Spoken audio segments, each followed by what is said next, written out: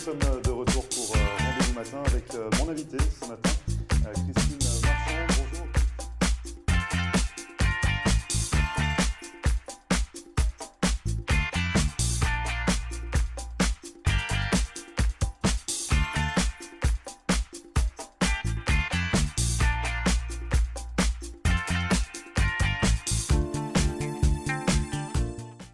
Bonjour à tous, bienvenue, merci de regarder Rendez-vous Matin pour cette nouvelle émission. On s'intéresse à la mode aujourd'hui dans Rendez-vous Matin. On va parler d'une jeune marque qui a été créée il y a moins d'un an ici sur Miami. Je reçois ce matin la fondatrice.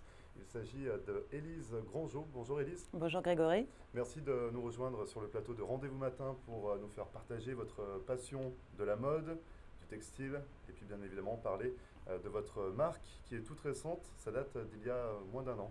Exactement, c'est avec plaisir que je viens vous la présenter. Donc oui, Zelivia & Co. Zelivia & Co, exactement. Zelivia & Co, Made in Miami. Made in Miami, Miami Sunshine.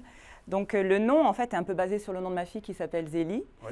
Donc c'est également l'inspiration. & Co parce que c'est ses amis qui font partie de la bande en fait. Donc il y a des amis pour votre fille mais aussi pour voilà. tous les amis autour. Donc, exactement, voilà. C'est pour des vêtements unisexes pour enfants, donc autant inclure tout le monde. Une marque unisexe pour enfants et pour femmes également. Voilà. On va y revenir dessus dans un instant. On va revenir surtout sur votre parcours parce que la mode, ça date pas d'hier. Finalement, la marque a été créée il y a moins d'un an, mais vous baignez dedans depuis de nombreuses années. Oui, c'est vrai. Ma mère était déjà modéliste. Elle a travaillé dans la haute couture il y a très très longtemps avec Mademoiselle Chanel, Courrèges, Balenciaga. Et donc, je suis née dans les chiffons, basiques, carrément. Donc, j'ai toujours travaillé dans la lingerie, essentiellement lingerie en France, à New York, à Miami. Et ce qui vous a incité finalement à vous lancer dans la lingerie, c'est de voir votre maman évoluer dans la haute couture?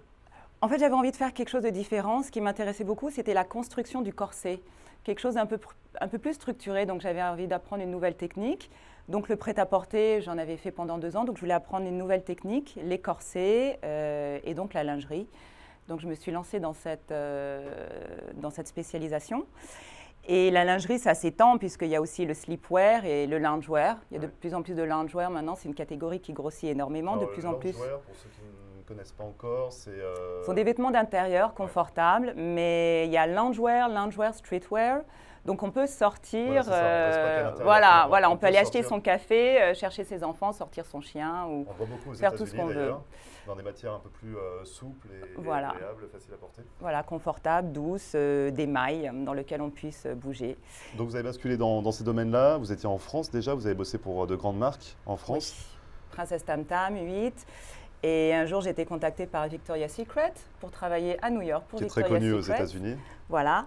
Donc j'ai passé 6 ans à New York pour Victoria's Secret. C'est ce qui vous a amené finalement aux États-Unis? Exactement, oui. Parce que est-ce que c'était un rêve de venir travailler aux États-Unis avant tout ou ça a été l'opportunité finalement?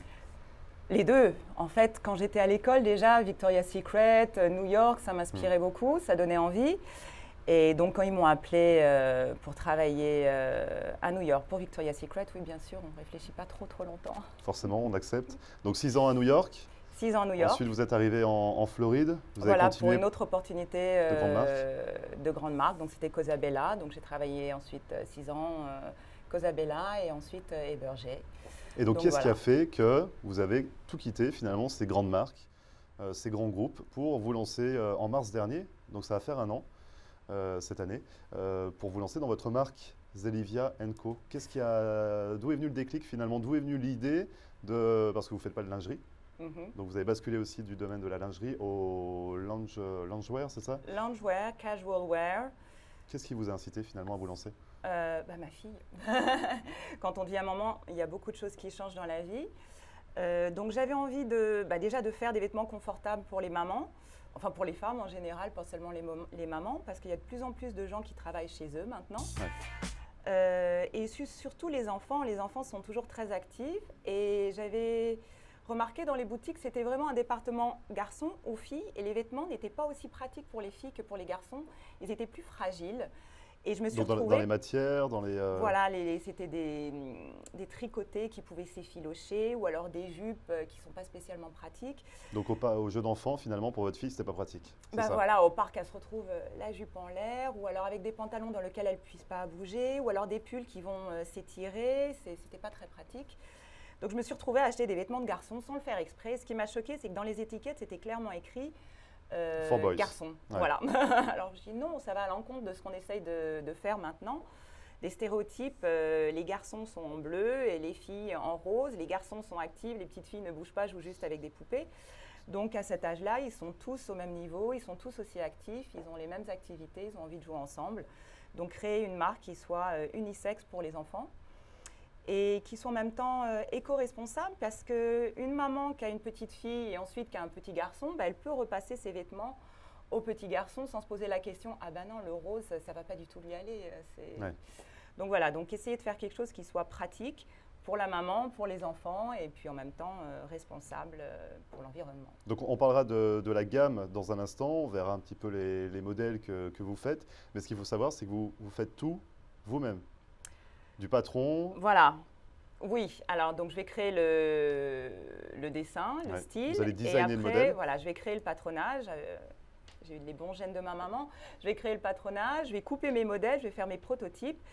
Mais par contre, je ne vais pas faire les quantités. Les quantités, on les fait faire à… Vous sous-traitez, mais en local. Voilà, à des vous petits restez ateliers ici sur Miami, tout à fait. Mais en tout cas, voilà, le design, le patron, le prototype, tout est fait de vos mains.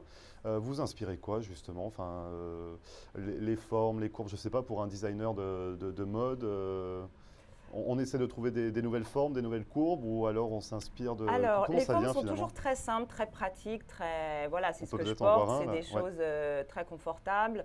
Là, c'est pareil, la même chose pour l'enfant. C'est en fait avec le motif, on va jouer avec les motifs. Par exemple, on va avoir un motif placé qui va être placé à la main, découpé à la main, et c'est comme une broderie, en fait. Donc ça va donner un plus. On va faire, par exemple, pour les enfants, des volumes qui sont un peu plus confortables, un peu plus grands, pour qu'ils puissent le porter plus longtemps. On fait des tailles combinées, donc ça fait 2 ans, 3 ans. Donc 2 ans, il peut le porter jusqu'à 3 ans et demi, à moins que ce soit vraiment un géant.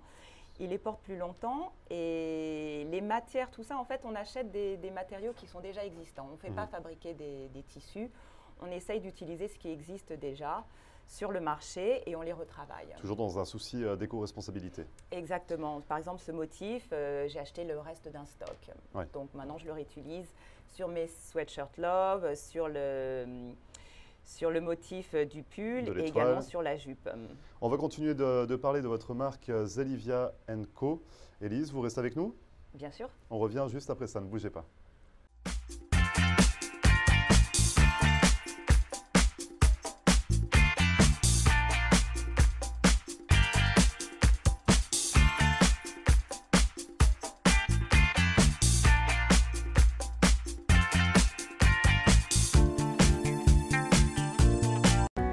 Richard's Motel Family of Lodgings est une entreprise de services qui offre différents types d'hébergements répartis sur 7 complexes dans les régions de Hollywood et Hallandale Beach. Richard's Motel Family of Lodgings est une solution d'hébergement économique et propre, avec un service comparable à celui des grands hôtels. En affaires et en croissance depuis 25 ans, l'entreprise propose un minimum de 144 unités, en des complexes avec chambres standards ou appartements d'1 ou 2 chambres à coucher parallèles. Notre entreprise regroupe différentes unités de motels, hôtels, des studios condos magnifiques, vastes, confortables mais sans le grand luxe et les coûts inhérents aux hôtels de renom, des appartements pour du court, moyen et long terme. Richard's Motel Family of Lodgings. 1-800-742-4431. 1-800-RICHIE-1. Visionnez notre site Internet à richardsmotel.com.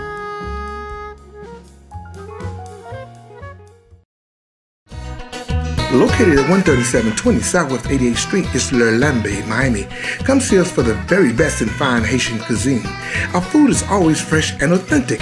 Dine in or carry out, and yes, catering is available. Come let Master Chef Yoli help you create the perfect menu for your next event. Call your order in advance. Call 305-383-0442.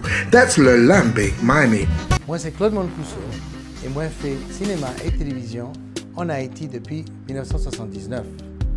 Je produis un pile programme, tant que Nouvelles aventures de l'Anguille Chatte, Ritournelle, Tolalito, Soleil des îles, Tonton Désirable, etc. Et en 1988, nous décidons de faire programmation pour Diaspora. Je dis à moi très fier pour annoncer que avec Roku, ou après ITTV, tout partout. Ça veut dire que vous avez Internet et vous avez une boîte Roku que vous avez besoin de tous côtés. Walmart, Target, Brandsmart, ils vendent 29 $. Vous payez ça une seule fois, vous mettez le sous télévision, et vous avez besoin de ITTV Box. Là-dedans, vous avez besoin de 10 chaînes télévision et 15 chaînes radio, tout haïtien, 24 sur 24. Il ne va pas coûter rien. Ou bien attendez, avec Roku et Internet, vous avez besoin de ITTV Box, qui a 10 chaînes télévision, 15 chaînes radio, gratis, tiché, pas payer rien. Tout le monde qui est intéressé, qui a besoin de plus d'informations, contactez-nous dans 954 449 25 21. Merci.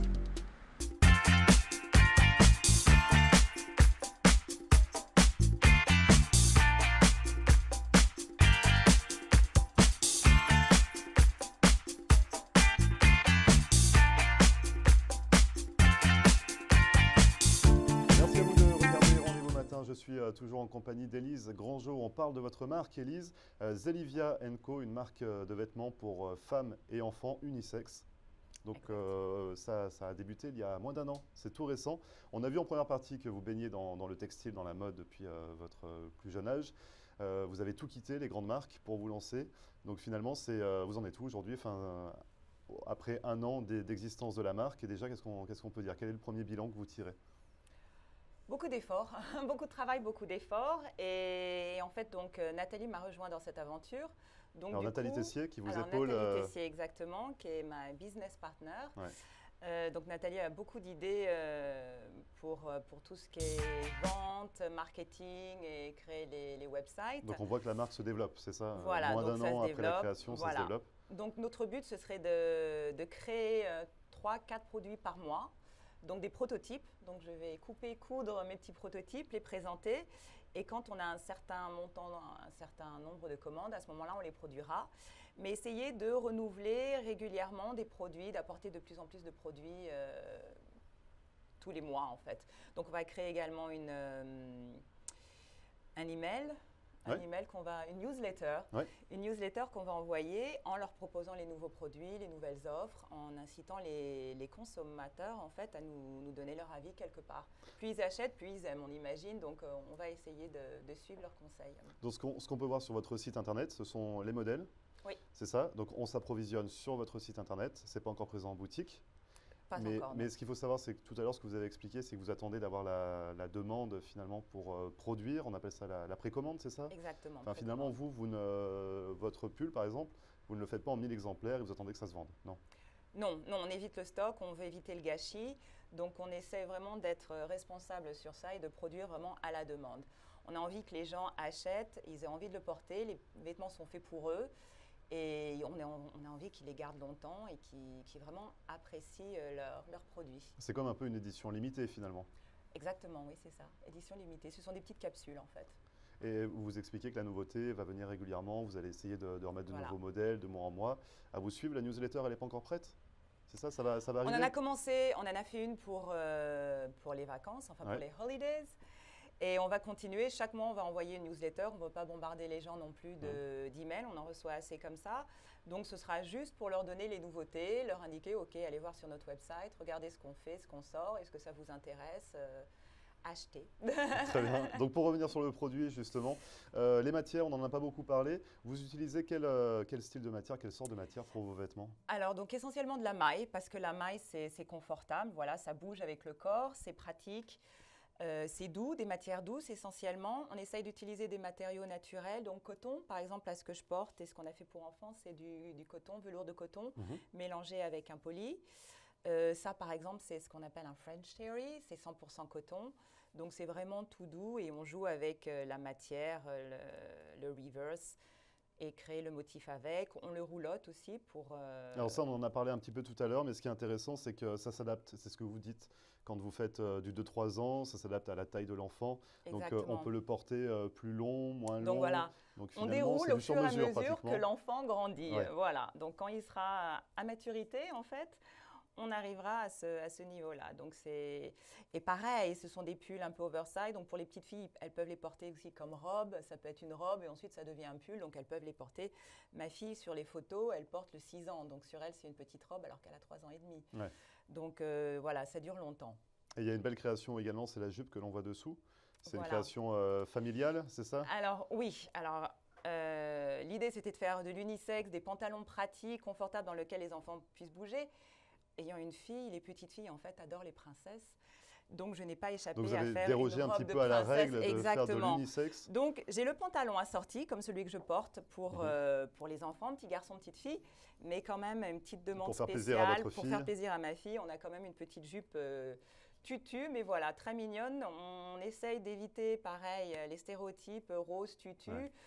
On fait quelque chose de sympa, comme ça, en mélangeant du noir, du gris avec le petit sweatshirt. Et ce qu'il faut insister également, c'est que vous parlez des bénéfices de votre entreprise, de votre société. Il faut savoir que vous reversez une petite partie des bénéfices à des associations. Tout à fait. Donc, ce que j'aimerais faire, c'est du caritatif. J'adorerais ça. Donc, comment aider en fait toutes ces associations? C'est en faisant ce que je sais le mieux, c'est-à-dire de la mode, et en les aidant, en reversant une partie du bénéfice. Ce que j'aimerais aussi, c'est pouvoir créer par la suite, longtemps, éventuellement une usine où on puisse embaucher les femmes, donc par exemple du Lotus House, pour monter les produits ou appliquer des broderies ou faire du tricot ou quelque chose. Alors le Lotus House, pour préciser l'association? C'est un woman shelter, un abri pour femmes, et enfants. Donc finalement, vous reversez une partie de ces bénéfices à cette association actuellement? Exactement. Et vous souhaitez, dans le long terme, réussir à en embaucher certaines? Voilà, on aimerait pouvoir, bon là on démarre, donc on les aide comme on peut en versant une partie des bénéfices, mais plus tard, j'aimerais pouvoir aller leur donner des cours de couture, aller leur donner des cours de broderie, et puis voilà, les intégrer dans nos équipes. Il y a un grand écart quand même avec Victoria's Secret, pour citer Victoria's Secret, par rapport à la production, la création. Enfin, vous faites sur des précommandes, vous attendez qu'il y ait assez de commandes pour lancer la production, contrairement aux grandes marques de lingerie, de textile. Le reversement des bénéfices, l'emploi local.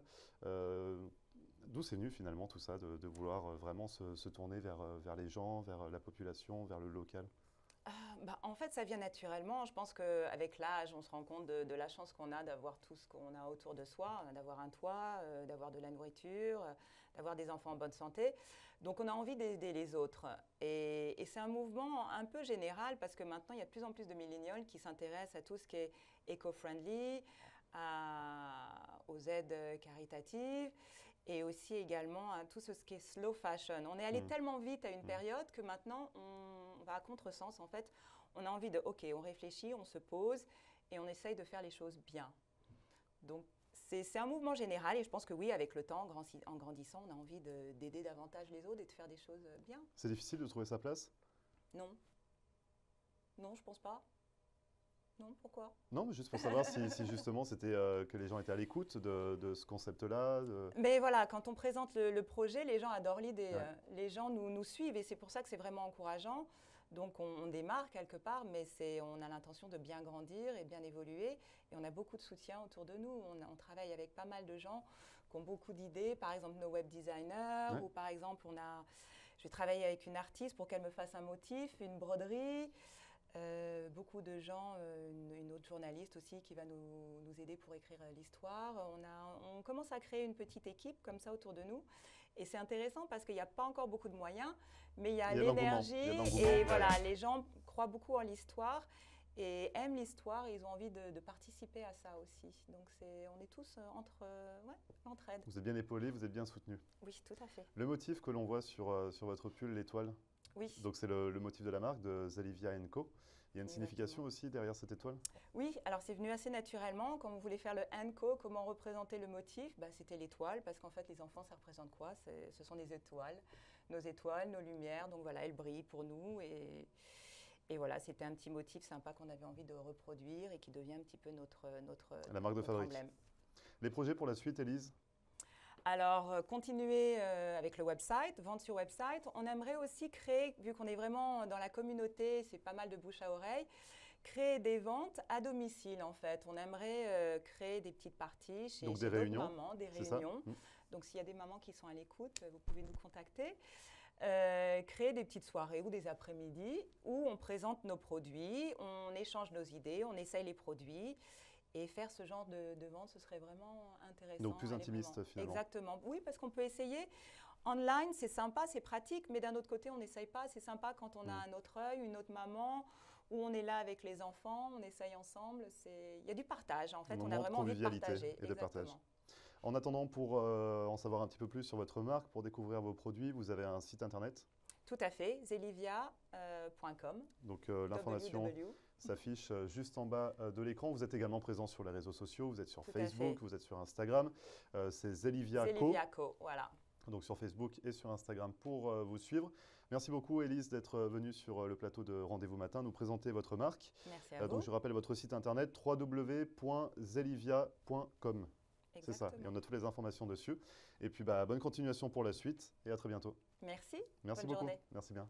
Et merci à vous d'avoir suivi Rendez-vous Matin. C'est fini pour aujourd'hui. À retrouver, comme à chaque fois, vous le savez, sur notre page YouTube en podcast. Pour nous contacter, floride.tv@gmail.com.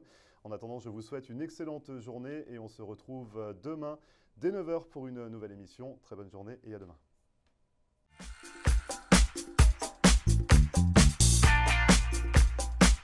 Et voilà, nous sommes de retour pour Rendez-vous Matin avec mon invité ce matin, Christine